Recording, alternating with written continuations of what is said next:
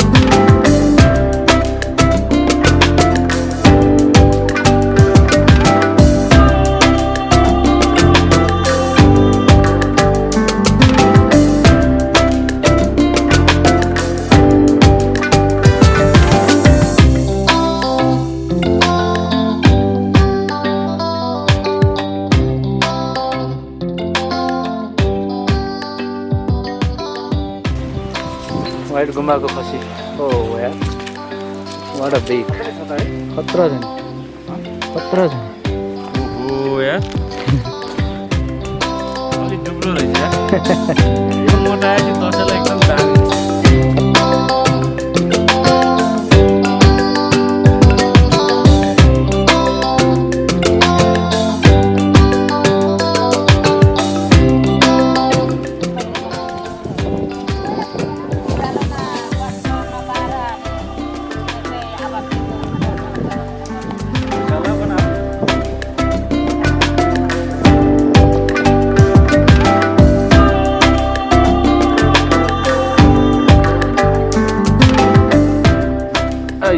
Biscuit कस्तो छ दामी छ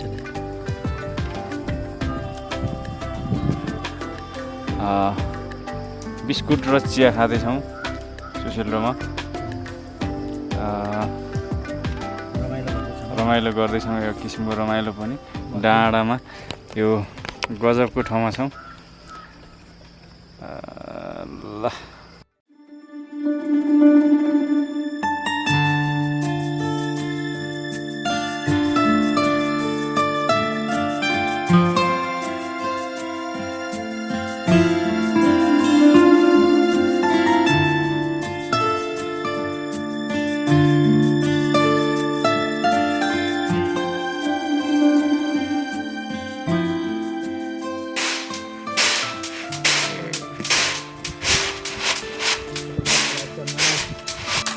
के खानु हो अहिले नस्पति खाइरहेछौँ यो माथि काठमाडौँको एउटा कुनै एउटा लेकको डाँडामा मेरो गाउँमा भन्नु न तामाङ गाउँमा के बारी रे आन्टी रामकोट कल्लाबारी भन्ने ठाउँमा छौँ अनि यो चाहिँ अब सुशीलको गाउँ पनि रहेछ तामाङ गाउँ भएपछि जहाँ पनि सुशीलको गाउँ हुन्छ अनि यहाँ नस्पति टिपेर खाइरहेछ हामीले रुखबाट अनि एकदम रुखैबाट टिपेर खाएको नस्पति असाध्यै मिठो छ अङ्कलहरूले दिनुभएको एकदम सस्तोमा राम्रो आहा सही छ माथि डाँडामा घुमेर आउँछौँ है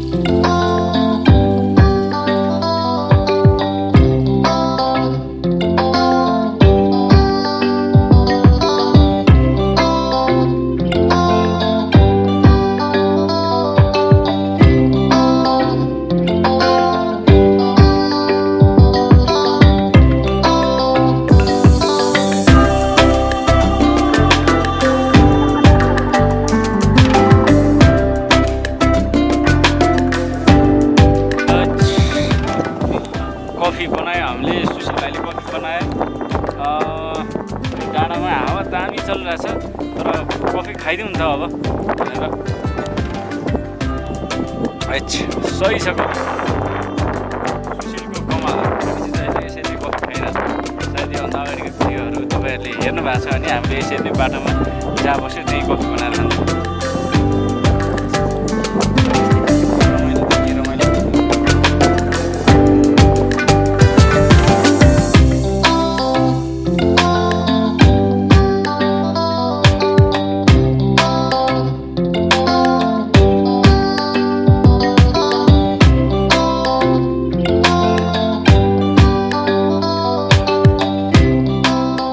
सुशील छ मेरो पछाडि। आज हामी यहाँ सुशीलको केही फोटोसुट पनि गऱ्यौँ। त्यो फोटो पनि राख्छु है म सुशील यो भिडियोमा हेर्नु।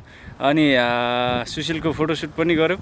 अनि त्यस पछाडि यो व्हाइट गुम्बा भन्थ्यो, तर व्हाइट गुम्बा भन्दा तल रातो गुम्बा भन्ने रहेछ। यहाँ चाहिँ रातो गुम्बा चटपटे पसल ल्याएको छ। रातो गुम्बाको मुनिपट्टिको यो जङ्गलमा दामी फोटोसुट गऱ्यो सुशीलको। अनि त्यस पछाडि यहाँको एकदम अर्ग्यानिक नास्पाती खायौँ। अलिकति नास्पाती पनि किनेर लिएर आएछौँ। यो ठाउँमा अब लकडाउनबाट एकदम रिफ्रेस हुनको लागि चाहिँ हामी रिफ्रेससँगै कामसँगै रिफ्रेसमेन्ट।